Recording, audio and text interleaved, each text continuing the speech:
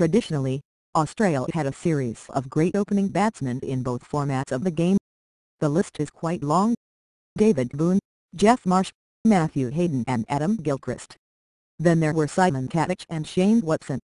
To fill the shoes of Hayden was not easy, and it was here that the not-so-classic Phillip Hughes was asked to step in. Since making his Test debut against South Africa in Johannesburg in February-March 2009, the left-handed Hughes played 26 Tests, scoring 1535 runs, studded with 3 centuries and 7 fifties.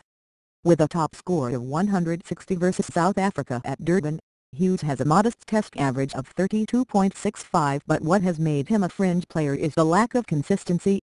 Hughes, pushing 26, played his last Test match against England at Lord's in July 2013. Hughes was making headlines last week. With an injured Michael Clarke doubtful for the first Test against India, Hughes was being seen as a possible replacement for the Aussie skipper in the Brisbane Test starting December 4. But then fate had another idea.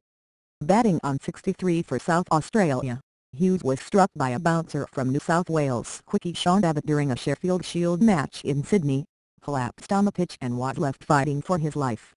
Hughes played for NSW before shifting to South Australia for the 2012-13 season. On Tuesday, when he was felled by a bouncer, Hughes received immediate support from a clutch of NSW mates, Watson, Brad Hatton and David Warner, who would probably have shared the Gabba dressing room with a popular opener.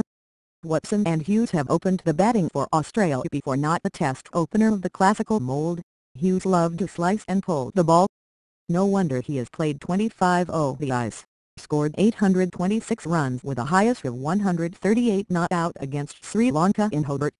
With 204 fifties, Hughes averages close to 36 in the 50-over format.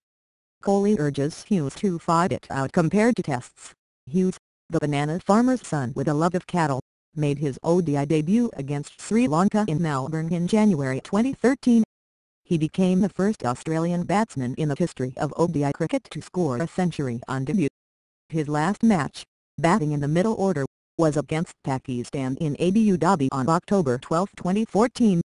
He scored 5 as Australia won by a run to clinch the series 3-0.